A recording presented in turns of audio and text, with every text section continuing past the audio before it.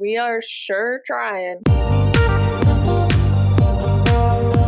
Hey, thank you for joining the Escape With Me Book Club. Escape with me, Sam Reiner. And me, James Reiner. Into our most recent read, come with us as we evade reality and go into detail about a new book. We'll be covering the book from beginning to end, so there will be spoilers. Today we are going to Historical Malaysia, published August 6, 2013. The Ghost Bride is a fictional account based on the historical practice of ghost brides. Li Lan has been picked to be the bride to a recently passed man. What starts as a simple story, spiderwebs with plots of ghosts, murder, romance, and mythology. Having been adapted into a Netflix original series, what about this book captured the public's interest? Where did you get that synopsis of the book? Is it just off the internet, or did you make that? I made that. Oh, okay. When I started this book, I thought the being engaged to the dead man would have been more of a plot point, but I felt like it was barely touched on at the beginning, and then it kind of springboarded into a whole different thing I thought it was going to be. I thought it was going to be, oh, this kind of drawn out, oh, how creepy, she's married to this dead person. But really, it was like they brought up a few times, do you think you want to marry him? Or I can't believe my dad might,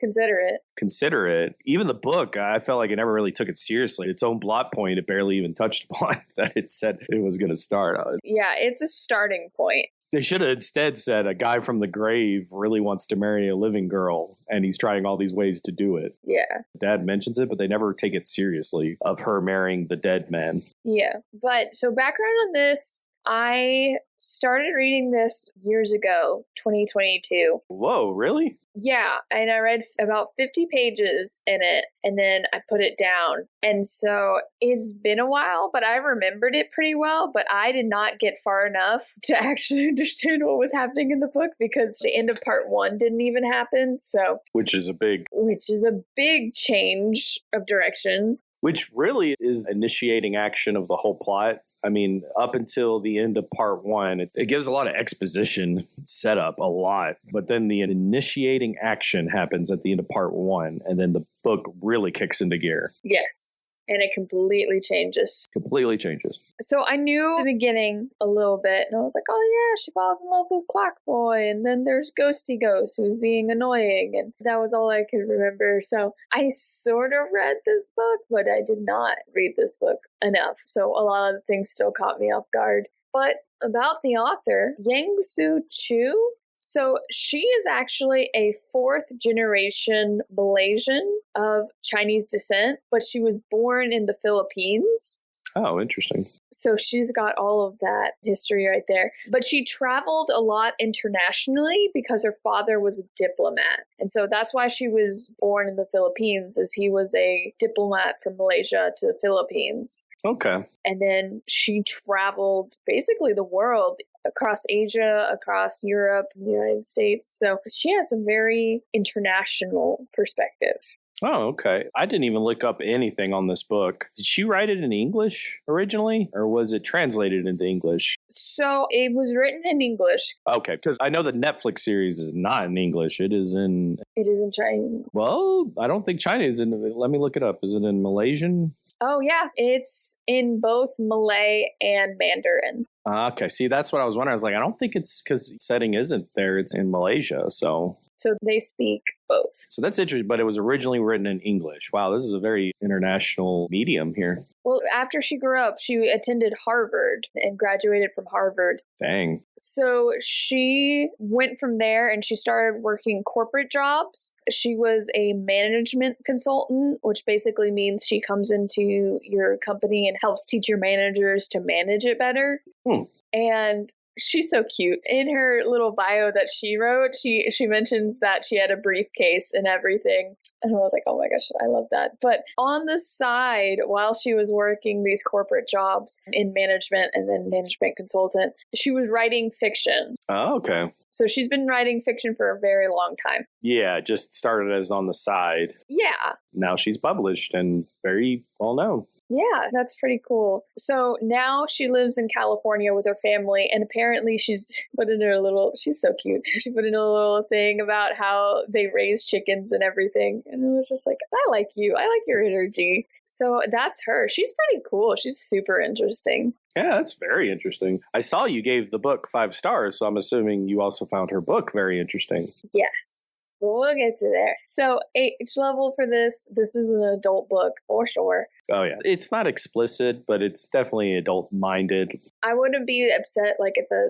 17 or 18-year-old picked it up, but younger than that, maybe have a family read. Yeah, I mean, not that it's boring. I don't want to say that for a younger person, but it has a slower pace in the beginning. Yeah, and it's a bit more maturity, understanding the bigger themes. Yeah. I don't know. You just got to be kind of aware of the time period and the culture somewhat. I'm not very familiar with the culture, but I feel like I had enough grasp to get more of the more subtle plots going on. Yeah, and the first whole section is set up because it has to explain not only cultural differences with the English readers, but also give a lot of historical context as well to what's going on and everything. But not overbearing, but yeah, she does give enough to ground any person, which she did very well. Yeah, so it's needed, but a younger person who's not used to that might not be very interested in it. Definitely not YA. No. Even though, how old is the protagonist? Leland is 17. The main girl is 17? Yeah.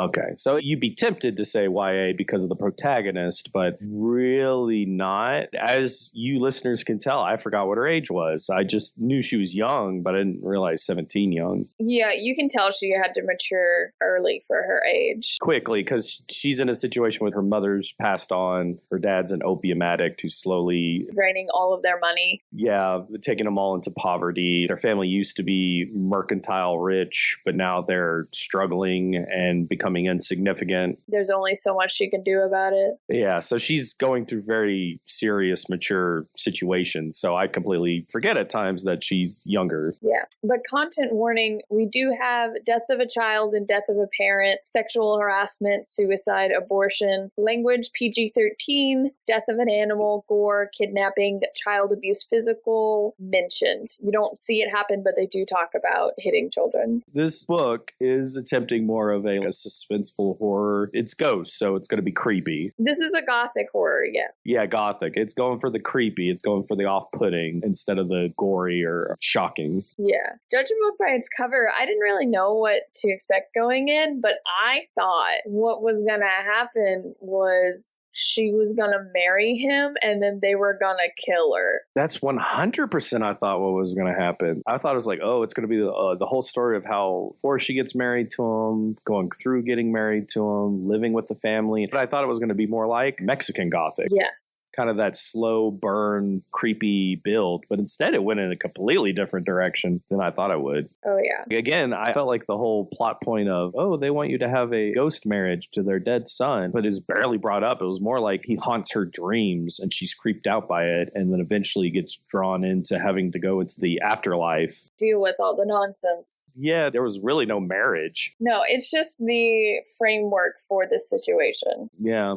Which makes me wonder the title, if it fits. If the title's misleading, I never really feel the emphasis is on being a ghost bride. Well, the whole thing would not have happened if that option was not on the table. If the dead guy didn't want to marry the living girl. Yeah. But yeah, she's just laying on the cover and you don't see her eyes, but she's very peacefully laying there. Might also why it reinforced the Mexican, because isn't that Mexican Gothic's cover? Isn't it a girl where her face is cut off? Yeah, she's sitting. But yes, it's the same thing. And she's in a nice dress. It's literally that cover, except she's on her side and it looks like she's laying instead of being all proper with flowers. I think I made unjustified parallels between that book before I started reading, based off the cover. Yeah. But yeah, I did think she was going to die. I thought she was going to be killed, but no, the author keeps very to the historical accuracy of it. You were a ghost bride, married someone. I mean, not always in specific cases. You would marry someone that has already died so they can have a bride, and then you would just live the rest of your days in mourning with the family and wouldn't have kids of your own or anything, but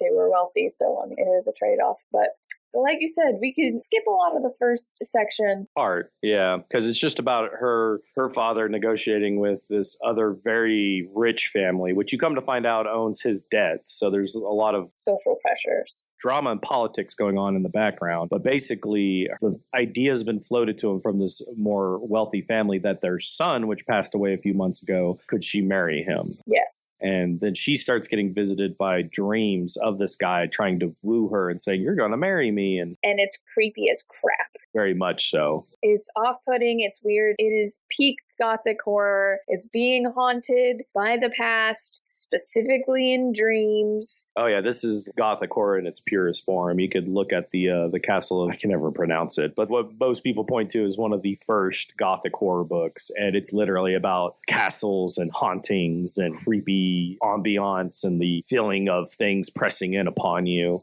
Yeah, so very gothic horror in the beginning. The only thing we really do need to bring up is she meets someone. She goes to the rich family's home just to interact with them because she got invited. Yes. Because again, they're filling out, like the mom really wants to fill out if she can convince her to ghost marry her son. Yes. So in order to do that, she keeps getting invited to events at their mansion. And so the Lim family is very rich, very prosperous. But there's this weird situation where the dad, who's the patriarch, isn't supposed to be passing on his house to his son. Who had passed away, yeah. Who passed away. He's the one that passed away. He also has a nephew who's supposed to inherit everything for real, but it looked like he was going to do something and make his son the actual heir. But now it's definitely the nephew. Yeah. And I'm just going to call them TB and TC because they have the same name, except the middle name is different. Yeah, authentic with the names. Yes. So TC is the guy that died, who is obsessed with her and wants to marry her, even though he's dead. And then she meets this guy who she thinks is a servant at first. Such a cute trope. Love it. Yeah, I saw it a mile away because it's a trope. Yes. He's fixing a clock. She thinks he's a servant. Turns out, oh my gosh, I really have a crush on him, but it's terrible because he's a servant. Oh no, but wait, he's not a servant. He's the billionaire heir. Yeah. I gotta be honest though. Can I point something out? Yeah. And I know you like this book, but I had a few notes of why I had not issues, but just my whining complaints. We'll call it that to show that I'm whining and the author's really a skilled author. I felt like she rushed this part. It felt so rushed at times. Did it? It did. And I forgot that because once you get to the second part, it doesn't feel rushed anymore. It feels perfect. I really loved when she gets to the second part of the book. And the third part, I have notes that are different. But the first part, it felt rushed to me. I felt like we were moving from scene to scene too quickly. A lot happened. A lot happens. The characters, I don't feel like I get enough time to breathe with them. And like you said, it was a trope, which I'm fine with, but it just felt such a rush trope that I had no time to really digest it. So, and again, she's way more talented than me. Every time I critique an author like this, it's my petty little complaints. But I just felt as I was reading, it's like, man, this feels kind of rushed. I wish I could just enjoy it a little bit more. But I feel like we're kind of moving very quickly between this scene to this person to this characterization to boom, boom, boom, boom. So it felt just the first part was rushed. Do you think that has anything to do with your expectations going in and thinking it will be a Mexican Gothic? Yes, and that might have been the problem. I was like, let's get to the point already, which even though I was mistaken on what the initiating action was, what really starts the whole quest. Well, the quest, the tension of the book, I was mistaken in that. It still felt like I really wanted to get through this. It felt like I was just ticking the boxes to get through. Okay, these are the characters. Okay, these are the situations. And it just felt rushed to me. The exposition was just a bit off for me at the beginning. If it was like Mexican Gothic, the first section would probably take up 2/3 of the book. Yeah, but in Mexican Gothic, I never felt like we were going through the motions too quickly. I felt like every character introduced, every event that happened, it felt very natural. It felt like I could really digest it. I felt like it built on one another. This one just felt like, I don't know, everything was squashed together and rushed out so we can get to the real action, which is the second part. She had a lot to set up. She did. And again, this is critiques of someone who's way more talented than me.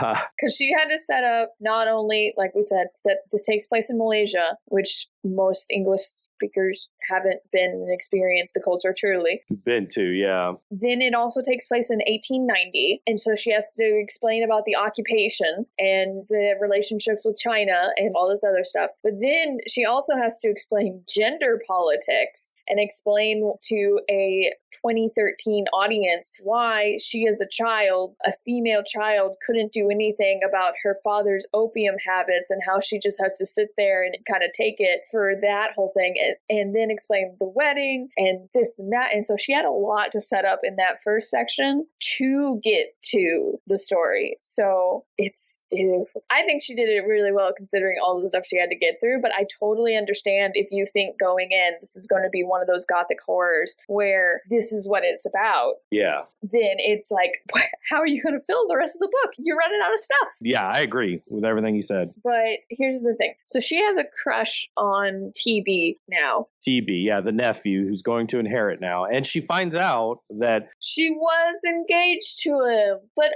oh no, now he's the heir and now he has to marry a rich lady. Yeah, so when she finds out she's engaged to him, she also finds out no longer is she engaged because of the whole he's the heir now. Yeah, and she's depressed because she really likes him. And you think, oh, this is her romantic interest for the book. It is for a good portion of it. In abstract, you get to see him a lot for part one, and then he just is an abstract from that point because she just keeps thinking about him and, oh, would he approve, or do I really know him, or it's all her thoughts about him. You don't really get to know him. Yeah. Which I think is effective because when you get to the third part, that's when the whole love triangle dynamic comes into play. I think it's done really well because when she starts questioning, wait a second, do I even know this guy? I feel like that's also a moment for the audience to reconsider, like, why are we shipping this? Yeah, I mean, I still thought I was a little disappointed. I don't know. We'll get to it. We'll get to it. We're getting ahead. We need to get to the initiating action. Yes. So she is so upset about this. He's engaged to another woman because the patriarch has decided so. So he's engaged. She's upset. Everything's terrible. TC is haunting her crazy, so she can't even sleep. Yeah, the dead son. And he's telling her things like the fact that at one point that really gets to her is that TB, his cousin, the heir, the one that she's falling in love with, he claims he murdered him. And so it's a whole thing. It's a whole what is going on. I don't know what's going on. And it drives her to the point where she gets her, I want to say her caretaker. I know she has an official title. Ama, yeah. It's an older lady who took care of her mom when she was little and now took care of her most of her life. She's kind of a nanny. Yeah, like a nanny. Housekeeper mix. Very motherly, the substitute for a mother. But she finally admits to her she's been having these nightmares where she's being haunted. Her Ama decides to take her to a medium, and the medium gives her this powder in order to ward off this specter so she can have restful nights. And it works at first, but then eventually it stops working. And so she's taking more and more. And eventually she gets so upset and does not want him to haunt her that she decides to take the whole thing. And that's the initiating action. At the end of part one, it ends with her going, and I didn't mean to die. Yeah, I didn't mean to die. Which technically, I mean, she didn't entirely. She has an out-of-body experience. Her spirit leaves her body. She is half dead. Yeah, so her spirit is still attached to her body through some connection. So, the heart's beating, everything's functioning, but it's basically a coma. She's in a coma and her spirit's wandering out and about. And is kind of getting weaker. Yeah, and she's got to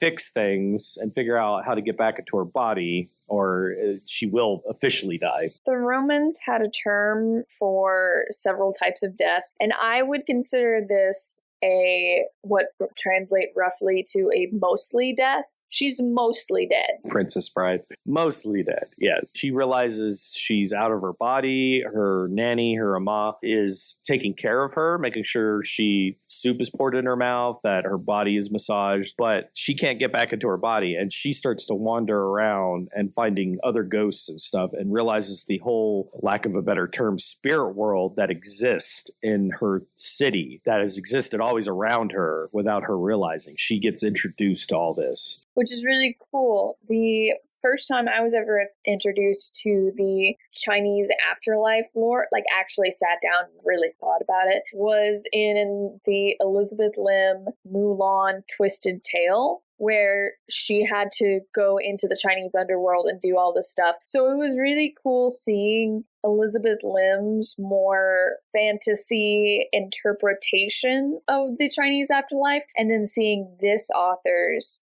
more accurate, true to mythology afterlife. So that was really cool for me. Oh, yeah. I agree. Yeah, I've only gotten bits and pieces myself of the tenets and mythology and lore, or whatever you want to call it. So it was nice. This book was a really good kind of snippet, way to see it. She's really good at educating you and making it super interesting. Yeah, she's not overbearing with it. Like I said, the first part I felt rushed. I felt a little too boring or going through the motions with characters and exposition. But when she hits the second part, she hits her stride for me. I was sucked in. I thought it was really good. I thought the main character's experience was really interesting. The interaction she had with characters felt balanced and compelling. It was good. I really liked the second part when she enters into the spirit world. Well, a huge thing for me, I think, to even say it even better.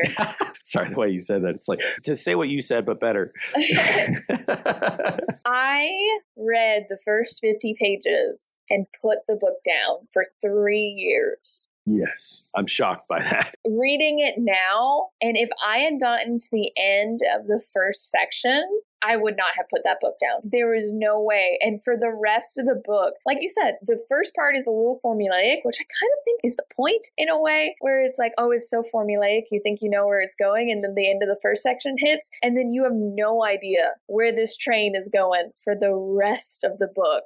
It sucks you in and makes you think, oh, it's like all the other ones, but then it's not. Which, we'll get to the third part. I have my complaints about the third part. To sum up, anticlimactic. Compared to the second, I just felt like the second was good at building and introducing everything. Yeah. So, yeah, she's in the afterlife. She can't get back into her body. She literally lays in her body and she's not able to do anything. She feels it getting weaker and she's like, I gotta do something. I can't just stay here. Which at first she didn't even realize who she was. It takes a while to get her memories back. But she has this little brass watch that TB gave her. And so she finds it and has this string on it. And she's like, I'm going to follow it. And so she starts following this silver string. And as she's going, she meets things called hungry ghosts, which are people that weren't buried properly. In this afterlife, you do still have to eat and have substance, or you eventually wither away. Yeah, you feel hunger and you can still take sustenance. And then that ties in again to the culture, because to honor those who've passed, you offerings to them or offer them food and stuff like a rice or something. Yes. So it ties into all that. If there's people who died who don't have people to give them offerings, they don't have any money, they don't have any food, they're just hungry ghosts and they wander upset and confused and bitter and begging, basically. And one day, it seems like a very long time away, but one day you will eventually just fade out of existence. If you're a specter, if you don't move on to judgment, as they point out. And so to even get to judgment takes so much.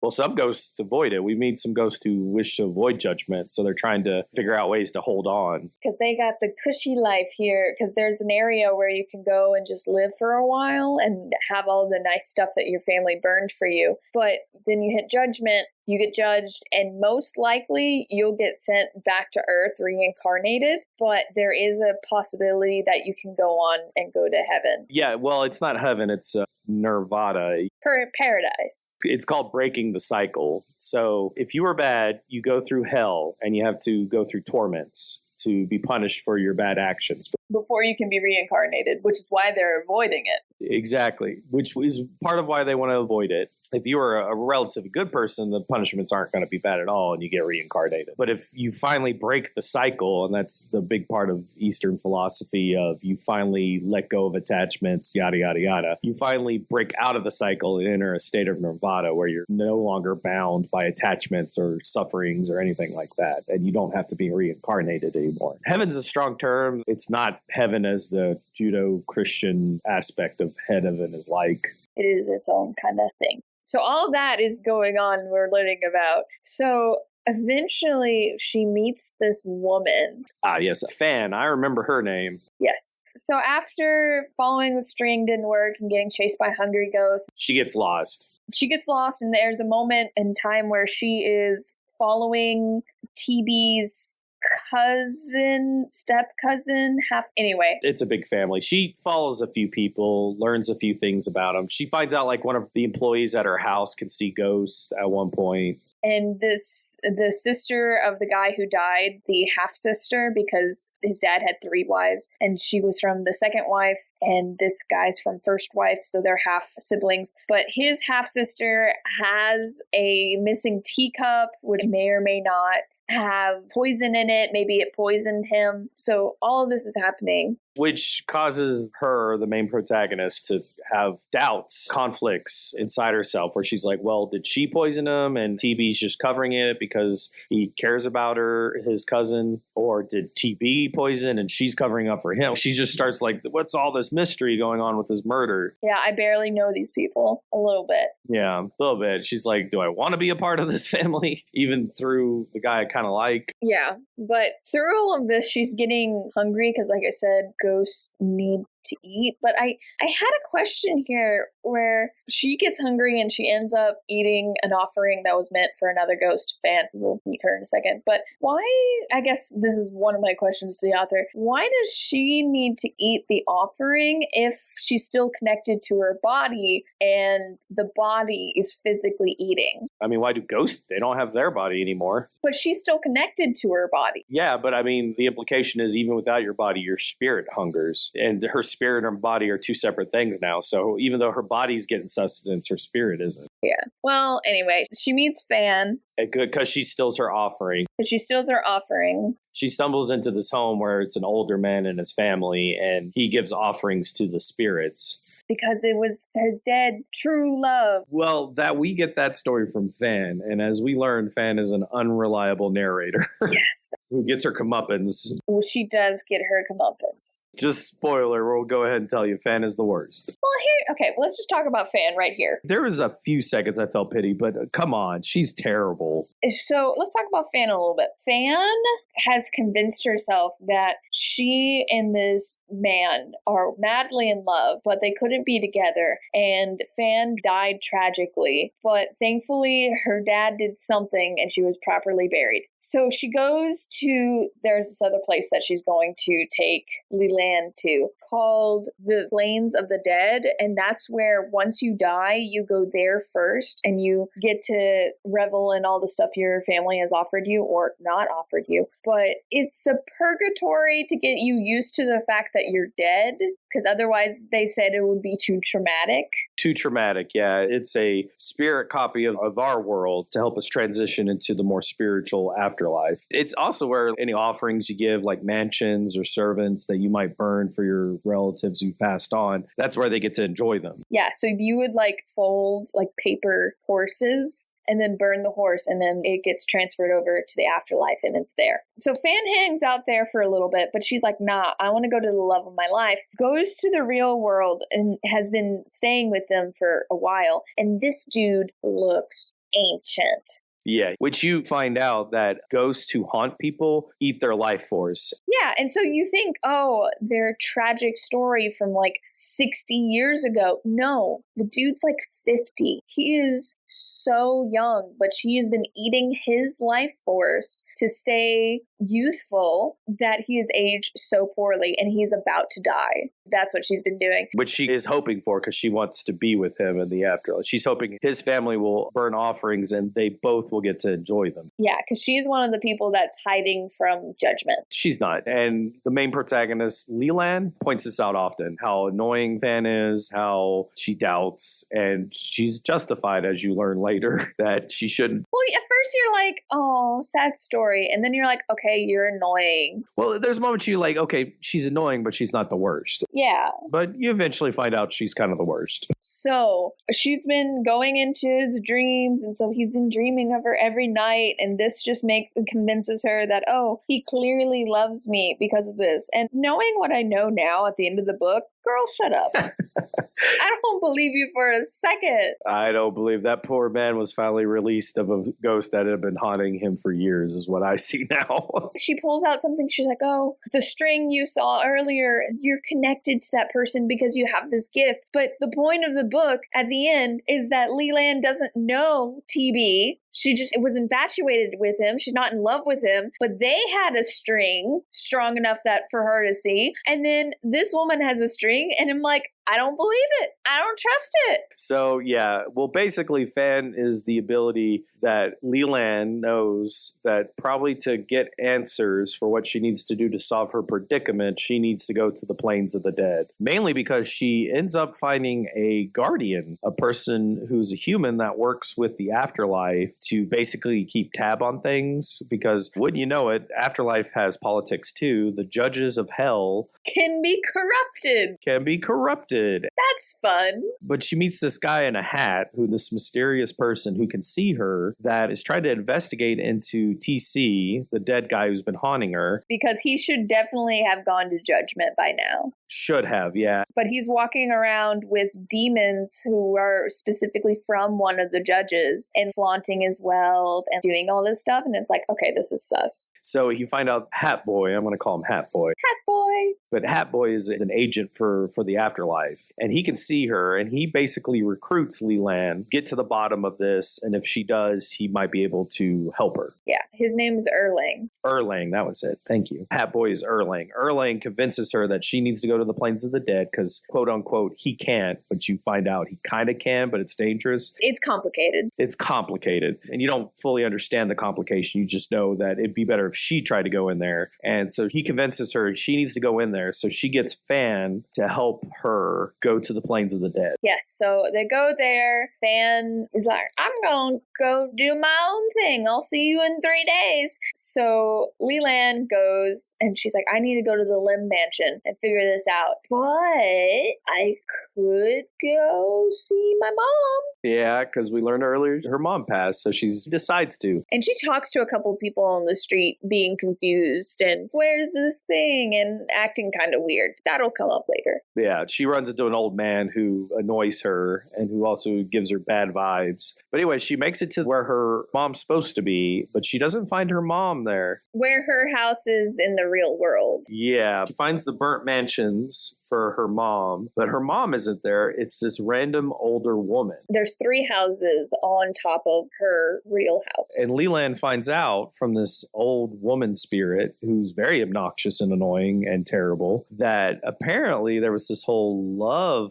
dynamic problem. Yeah. Between her mom and this woman who was about her same age and her dad. And it's too much for me. You might need to explain it if you wrote it down. Okay, so what happened was this woman that Leland is currently talking to had a major crush on her dad, Leland's dad. And she wanted to marry him, but she was too poor. Or something happened and she didn't get to marry him, and instead Leland's mom married Leland's dad, and she, this third woman, ended up being the third concubine to the grandfather, Leland's father's father. And so they all lived together in this house. And she, this third woman, is convinced that Leland's mom stole her man. And just, it's awful. She attacks her when Leland's mom is pregnant with Leland. And Leland's mom pushes her. Or I think it was her dad. That's the thing. It's vague. The story makes it seem like it could have been intentional. It could have been an accident. But either way, this third woman is attacking the pregnant mom, and it ends up with her falling down the stairs to her death. To her death. So she went to the spirit world as a young woman, like when she died, but she's so obsessed on vengeance against Leland's mom, against her dad, against that whole household, that she decides to sell part of her spirit, her youth, in order to send a plague plague to the house. I think it was smallpox. Yes, and that's the smallpox that killed Leland's mom, that scarred her dad and changed him forever. And also, Leland was infected as well, but all she came off with was a little scar on the back of her neck. Yes, and you come to find out that was the mom. The mom had protected her, and we'll get to that in the final parts, but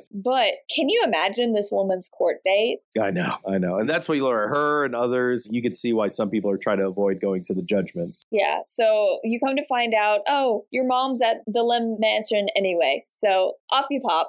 So she goes to the mansion. She pretends to be a cooking servant, so she doesn't have to be a concubine. And she meets the cook. He's an interesting person. He kind of gives the explanation, like, why do people work in the afterlife in the plains of the dead? Yeah. He's like, yeah, everyone has basically a paper servant, but some people don't have enough, so they want to work for some more. Also, rich people like to differentiate themselves from the poor people. Yeah, the rich people have paper servants too, but they want more because, of course, they're rich. So they get spirits in the afterlife to work for them. Yeah, because even a poor person can get a paper servant. Yeah. And then the cook explains, and some people just like to do what they did before. It gives them meaning still. Gives them comfort. So she learns all that from the cook. She meets this old woman who was scarred by the...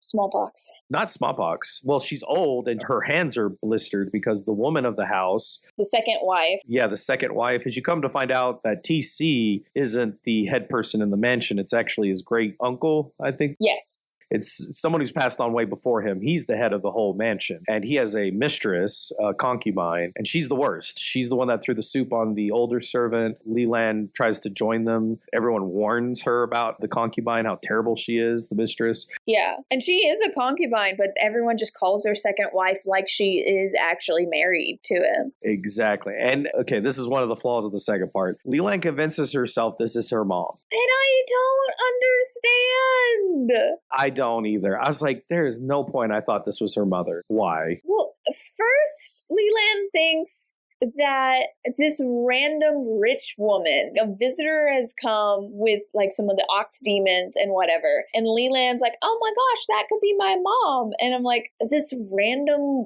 okay. But then she convinces herself that it's second wife, the mistress, who's the worst, who's rude to everyone and evil. And Leland's like, well, everyone lied to me. My mother's a horrible person. All because that one clearly, obviously flawed person told you that your mom was a killer. Or a terrible person, yeah. It was forced. It was a little forced. And I didn't care. It was so blatantly forced. It went full circle for me where I was like, yeah, whatever. But no, of course, Leland's mom is not. The evil woman, yeah. It ends up being the old woman that she befriends, of course, that you come to find out before Leland escapes the mansion that she gave up her youth to protect her daughter from the smallpox. So she gets to meet her mom and she's a nice person. But Leland gets caught, and so they're going to turn her over to the ox demons to do whatever. And so Erling helps her escape. And this is when I clocked it.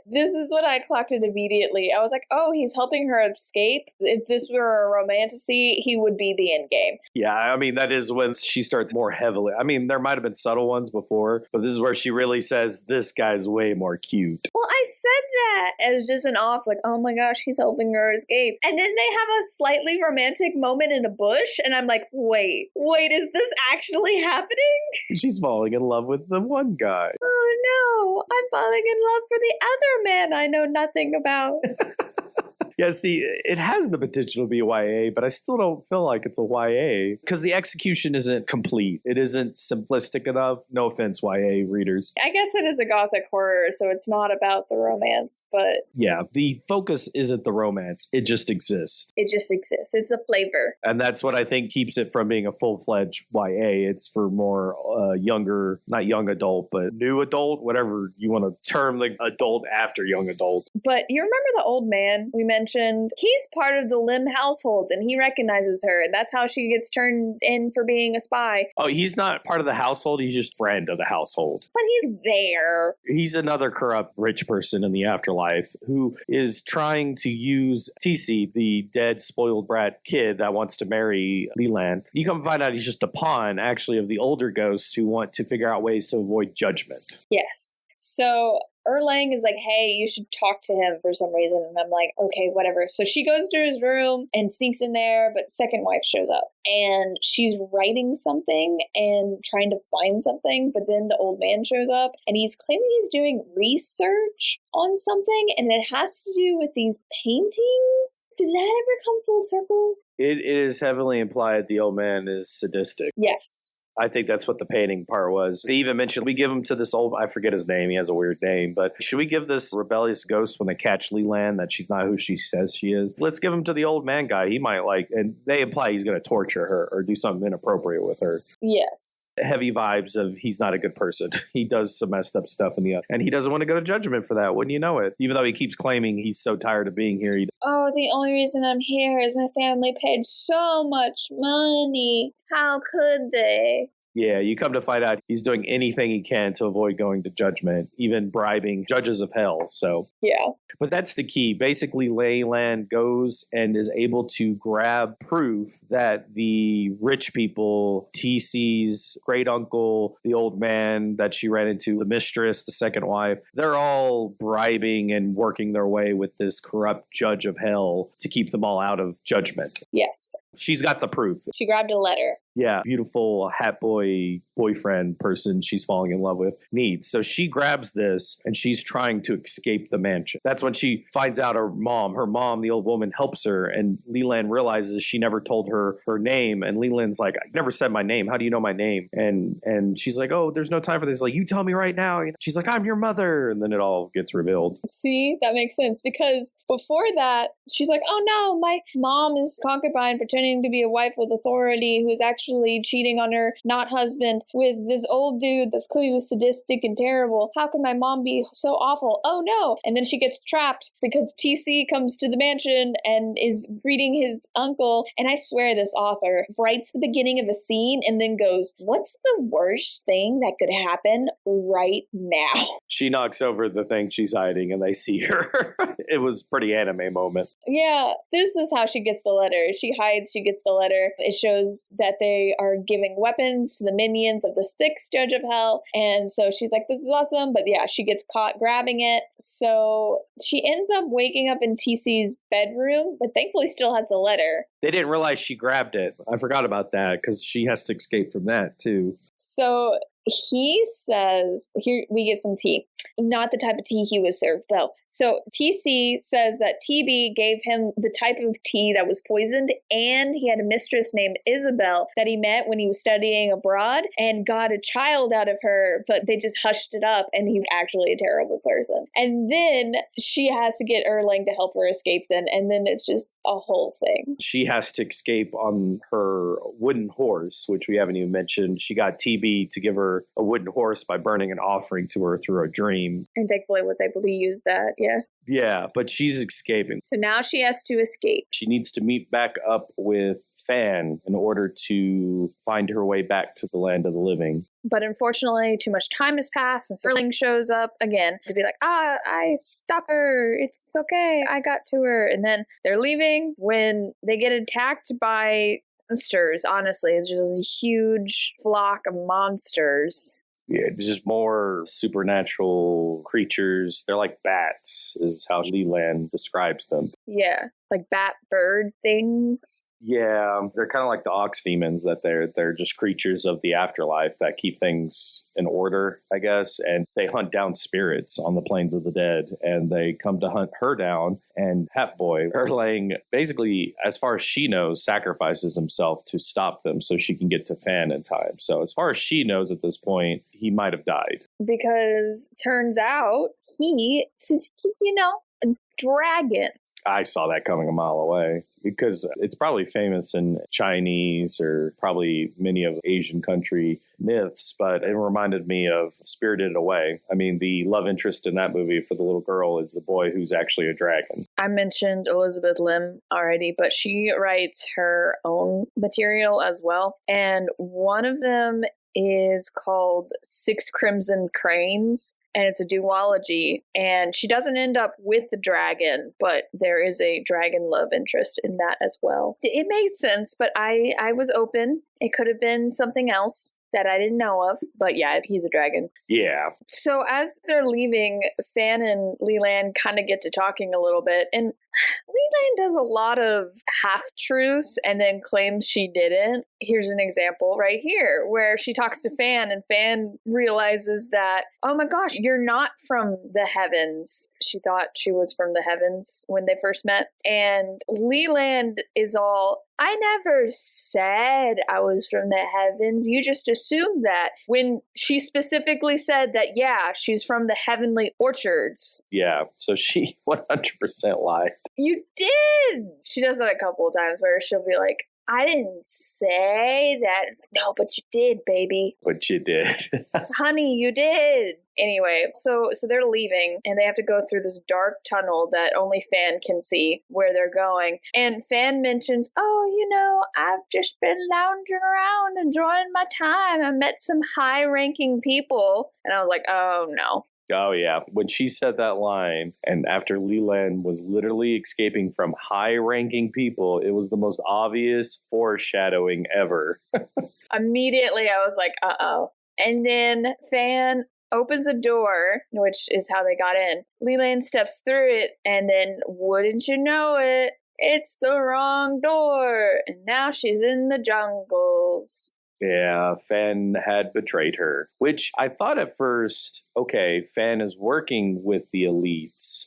Come to find out, she's even worse than we thought. And this brings us to the third part, and this is where I have my gripes. It felt anticlimactic. I assumed at this point that Fan had interacted with the old man, with the great uncle, who's the head of the family, like all the evil people we've met so far. Yeah. But really, no. The third part is you don't find the comeuppance for any of those people, really. What ends up happening is the third part becomes a whole new story. The fourth part, yeah. Fourth part. Oh, yeah, it is split into four, but I see it as the first part, second part, third part. First part, when exposition and characters introduced and all that stuff. Second part is when she has to deal with the spirit world. And third part is this part where you come to find out that Fan takes her body and takes her life. Yeah. And it becomes a whole new story then at that part. I felt a little thrown off by that, honestly. I mean, like I said, I just never knew where the story was going. I am fine with it because she's in the straight up jungle and Leland's like, Fan's too lazy to actually take me to like Siberia or somewhere insane. And so she's like, I gotta be around here somewhere. She makes her way back to the city. And there's foreshadowing because as she's going, her clothes change, her spirit clothes change whenever her Ama changes her body's clothing. And she notices that more and more the outfits are coming formal and they're not just pajamas. And then I thought, is there an evil spirit taking over her body to seem alive? Like, is that possible? I assumed that they were trying out different clothing for her funeral. My assumption is like, oh no, her body's about to be buried because they think she's dead, was my assumption. But that's not what happened. She shows up and she finds out that her body's up and walking around and doing all sorts of stuff and acting not herself. And when you know it, it's Fan. Yeah, but I liked it. First of all, she hears that TB is engaged officially. Before that, it was like, oh, you're going to get engaged? Whatever, but he's officially engaged to someone. And I immediately thought it's going to be to Leland. I have no doubt it's her. But well, even at that point, though, I didn't think her body had been taken. I thought he was going to ghost marry her. Was my assumption at first, like, oh, he's going to marry her even though she's dead, quote unquote dead. I thought that was going to be the big reveal. She died. He loved her so much he was going to marry her even though she died. But no, it comes to find out he thinks she's alive. Leland is alive, but really it's Fan controlling her body. She's possessed her body. I liked it because, like I said, I had the inkling something's up here, something might be controlling her. But when we get to Fan, because up to this point, I've viewed Fan as opportunistic. She just takes advantage of the situation around her. She's just lazy and just does whatever's right in front of her. This took planning. I did not think her capable of planning. My gripe is it's a different story. You set up these antagonists in the whole second part. It's a bait and switch. Literally, I thought, okay, now the third part's going to be Leland's going to have to be pulled in front of this court. She's going to have to show and prove that these people were conspiring with the judge of hell, and she's going to show and expose them. But it basically, all the setup of part two was dropped. And in the background, it's like, oh, all that was solved. All that's taken care of. Now we have this new problem where Fan, this person that's barely mentioned anymore in the later part of the second part of the spirit plane, suddenly becomes the main antagonist. And the goal now is that Leland has to get her body back. And then this whole plot point of she's about to die and Erlang has to come in and give her part of his essence so she doesn't pass on. And through that, he makes her partially, not immortal, but live like a really long life because she's taken the life force of a dragon. Yeah. And it just felt like stuff being thrown at the wall. And I'm not saying it's bad. I actually quite like the third part plot-wise. I just felt like she took two stories and put them together. And as a plot, that's rough. I liked it. I know. And again, I think the third part is a good story. I like the animosity and tension between Leland trying to get her body back and Fan having it, which again resolves the initiating action. So plot-wise, that's fine. That Leland has been trying to discover this whole time, how do I get my body back? It's the fact that Fan takes it away from her, that she appreciates it and truly wants it back and her life back, that causes her to be able to have her body back. But still, it felt like two stories, part 2 and part 3, or part 2 and 3 and 4, because it is separated in 4 parts technically in the book with section headings. But it just felt like two different stories being put together. I like it. It's a drama. Well, I could see why they made it. It's a series, I believe, right, on Netflix, not a movie. I think it has 1 season, but they took the plot and were like, that's nice. I know. The trailer, me and you haven't watched it, of course, but very different. The trailer makes it look wild. They took some artistic directions with it. All of it. I stand by. They read the first 50 pages and were like, that was fun. Let's see what we can do here. Well, I see some elements, but yeah, it looks like they played up some stuff and made up other stuff. Yeah, so it's a time. But yeah, he gives part of the life force so she can stay alive. She ends up taking his breath, which means he has to make out with her because, of course. But a part of me was like, what is the blood? What does she have to do? What is the blood? Are we vampires? Yeah, he offers her either breath or blood as life force. And she weighs the pros and cons a little bit and she decides on the breath. And I'm just, Anyway, he leaves because he's like, I have to do my court work. He just pops in to save her all the time, which makes him easy to ship with her. But as a character, he, I feel, is the most shoehorned in. Yeah.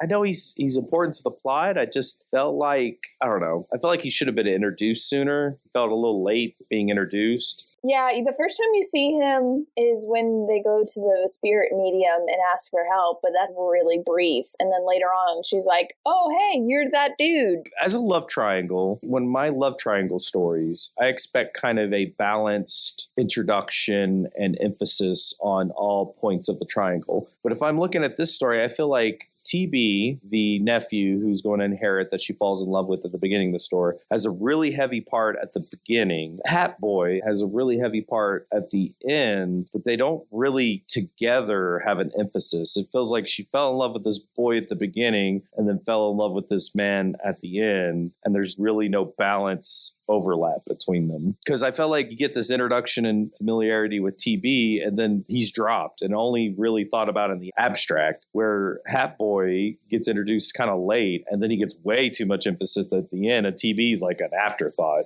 Well, let's go ahead and talk about it here with the ending, because you talk about the ending and you're like, I don't think it's a happy ending. We get to the end, she picks which side of the love triangle she's going to choose, and she's optimistic about it, but you're like, I don't view this as a happy ending, and I kind of think that's the point. Oh, no, that's 100% the point. She met a random dude and became infatuated with him to the point that she accidentally killed herself because she wasn't able to be with him. Very Romeo and Juliet. To which I want to remind you, she is 17 years old. And throughout the book, it just shows that she's extremely impulsive. She is very indecisive, like right here where she's like, I'm going to go see the spirit medium. And then she almost dies. Erlang brings her back and she's like, never mind, I'm going to go to the house. The entire journey is, I'm going to do this. I'm going to follow a string, but actually I'm going to go do this other thing. And should I find my string again? No, I'm going to go to the plains world. And she's very indecisive. She's very impulsive. She doesn't see 2 feet in front of her face. face. And I think that's reflected in her love story with Erling. Because, yeah, he saves her a bunch, but she doesn't know him any more than she knew about TB. That's fair. I also was shocked by the ending because, at the end, it's basically she has a choice. She could marry TB because they're technically already engaged, thanks to Fan when she gets her body back, which I guess we should mention Fan. Yeah, Ama puts a charm on her forehead, and so Fan is cast out, and then the demons appear and take her. I mean, the author built it up well with her Ama and the houseworker who can see ghosts slowly realizing this isn't her and working towards that way. But basically, yeah, the nanny slaps a charm on. Fan is out. Leland jumps in. Fan gets dragged away by an ox demon guard, thinking that she is Leland. And again, that whole everything that happened on the Plains of the Dead is just resolved off screen or off page or whatever you want to call it. You don't see any of it. It's just you basically get told everything gets resolved. All the corruption's cleaned up. All the evil spirits who were plotting, they get punished. You don't see any of that. You don't even see Fan get punished. You just basically see Leland leap into her body. And the very end of the resolution of the book is she has to choose. Do I marry TB and inherit his fortune, but also his really shady and weird family? Or do I, take off with Erlang, Hat Boy, and, I'll be happy and in love, but I'll never have a kind of peaceful life. I'll always be living in some obscure corner of the world while he's off doing his job as Heavenly Dragon or something. Yeah, he has a role to play and I can't always be with him, so I'm going to spend a lot of time at home by myself. And then she's weighing, should I stay here and my family will be secure, but I will never really age and everyone else around me will age and I'll stay youthful way too long and be a weird outsider because of that? Or should I go with Erlang, but I'll never really get to see my family? I mean, she's weighing all the pros and cons to these two. Which I do think is a very beautiful allegory about a lot of things, but especially with the whole biracial issue of parts of the book where it's like, are you Chinese? Are you Malaysian? And how she's kind of both. Like she has ancestors in the Chinese, but she grew up in Malaysia, and so she doesn't feel 100% like she fits in either role. And to completely pick one or the other would be to cast off a portion of herself. And so in this love triangle, so she's like, do I either give in to this portion of it, or do I give into this portion and completely get rid of the other? Yeah, that's a good point. I like that point. But what shocked me is she chooses Erlang, chooses Hat Boy, she chooses love, she chooses to leave her family, which shocked me because of how important family is, especially in Malaysian culture, many cultures, but I mean, Malaysian culture, especially throughout the book, she emphasizes how everything she does represents her family, how to sacrifice for one's family, all this stuff. So not to say that the ending's wrong, I just, how easily she made it. I thought it'd be drawn out a bit more. I don't know. It's a good ending though. I don't know. It's an interesting love triangle. It was not what I expected it. It's ambiguous. Yeah.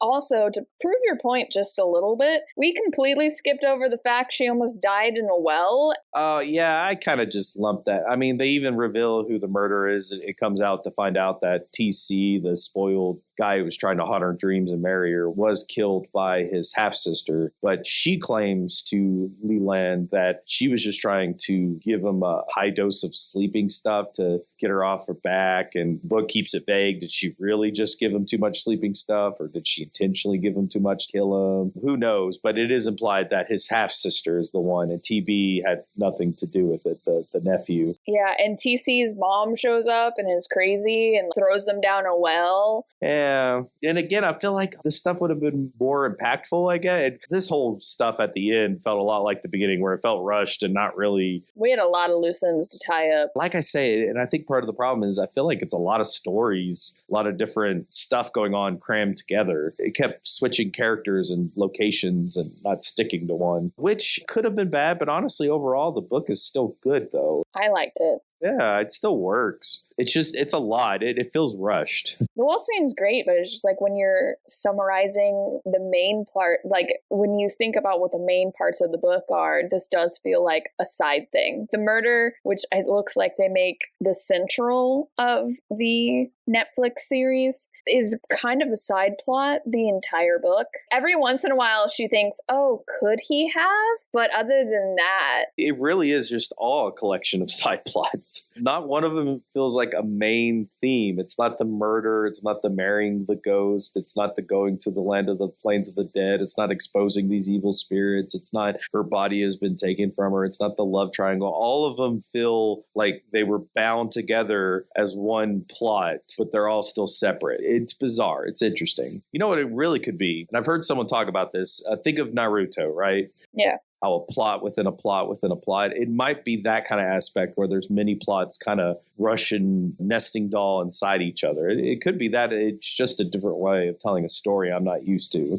It's not so much like we think. It's not the hero's journey. I mean, there is some of that in there, but the stories come together and are told because Lee Lan is the main character. And that's why all of these things are being brought up. She functions as the crux that keeps all of this together. And it works because she's a really good character and you care about her and her journey. And is she going to do it? Is she going to get her body back? Oh no, there's been another setback. How is she going to do this? And so she is what this book lives and dies off of, not so much the story. Yeah, I could see that. But yeah, I really like it. General thoughts. I think it's suspenseful, exciting, adventurous. There's a lot of heart to it. She's able to play a character who is both capricious and flighty, but also has a good heart and good intentions and is new to the world, both the adult world and the dead world, I guess. But she's able to really play with that and create a really compelling story around there. And I think she brings up some good thoughts, some good allegories. I think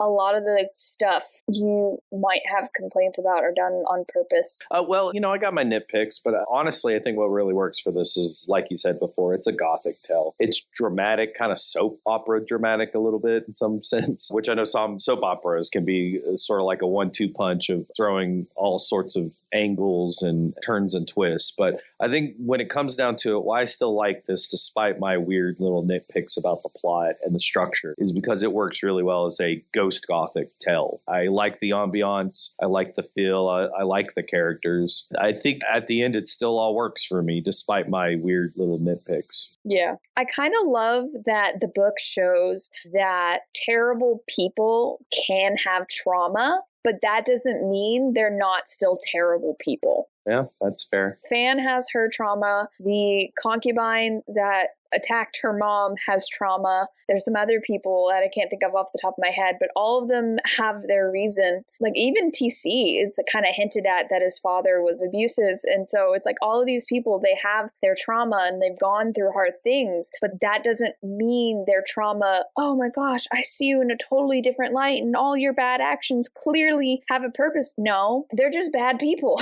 They have trauma and they are bad people. These are two separate things. Yeah. You can be both. I think the book handles that pretty well, where you have sympathy for that's terrible that you went through that, but that doesn't excuse your actions in the end, and then the pattern of behavior that you had after that. I thought the book did that really well as well. Yeah, I think I touched on everything I wanted to say. Oh, except for she had some really bad foreshadowing stuff that I mentioned to you already about how she'll be like, she would learn to regret this later. Oh, that would be very important. The author chimed in and would tell the audience, this is significant later. That to me, it was a little too heavy-handed.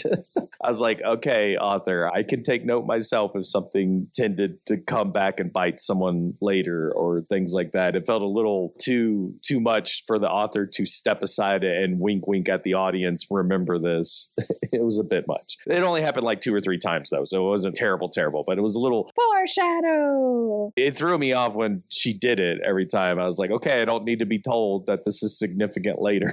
Yeah. One question for the author. I would be curious what her favorite myth is. Like mythical story, what culture it's from, and all that. Well, because I wonder if she does that, because I'm looking and I'm seeing some of her other books here on the little website page I pulled up just as a little reference. And it looks like mythology plays, or kind of mystical stuff plays into some of her other novels as well. So it would be interesting to know that. So I just would be curious. I'm sure she's heard a lot of them, studied them. So I'd love to know what her favorite myth is. Please tell me about my special interests. You know what? This one that just popped in my head right now. Why the late 19th century? Why that period? And why not make it modern day? It was a very tumultuous time. During that time, they were being occupied by the British. And so they had a completely different name. It's not even Malaysia. I don't know. I thought it was a perfect. I'm just curious why that time period? Why not a modern setting or a different time period? Why specifically that time period?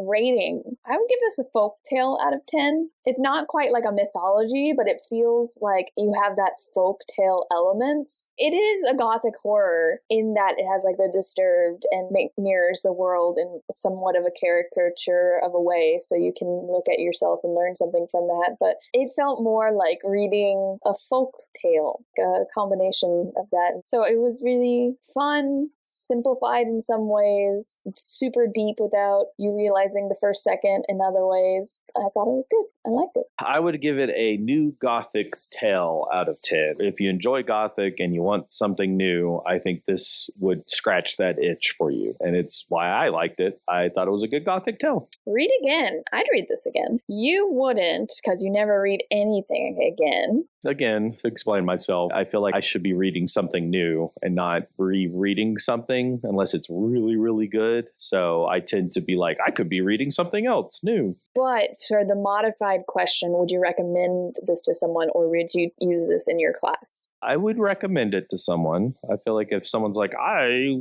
want a not scary horror story, something to get me in the Gothic feel, I would definitely recommend it, up there with Mexican Gothic. If you want a Gothic story where you can learn something new about a culture you may not know much about, I think that fits into that little box of what I would put Mexican Gothic in as well, because it teaches you a lot about like 1950s, 60s, or it was 50s, right? And that one, Mexico. And it was the 50s. So yeah, I would recommend it. Use it in my class. I don't know how much. I don't really have much literary analysis out of it. Maybe I would mention if I brought up if someone was writing a fictional story, not to step out as the author and tell them this is significant. So I said a bad example. Again, she's way more published and talented than me. I'm sitting here a little pee on me critiquing her writing. But the part of me, English-wise, is you shouldn't step aside and go to your reader. This is significant. This will end up biting her in the end, or she'll learn this later. It just really stuck out to me and irked me. But using my class, not so much. Suggest to someone to read, definitely. Yeah. But have you read this book? What's your favorite ghost story? Do you have any book recommendations for us? Tell us all about it in the comments below. If you liked the video, hit like. And if you're enjoying yourself, hit subscribe for more. Thank you for exploring The Ghost Bride with us. Join us next time when we'll be covering The House in the Cerulean Sea by T.J. Klune. I'm Sam Reiner. And I'm James Reiner. And we hope to see you and a friend here next time. Escape With Me Book Club is a Lunar Skull production. Check us out on TikTok or Instagram to keep up to date with us. Lunar_SKULK.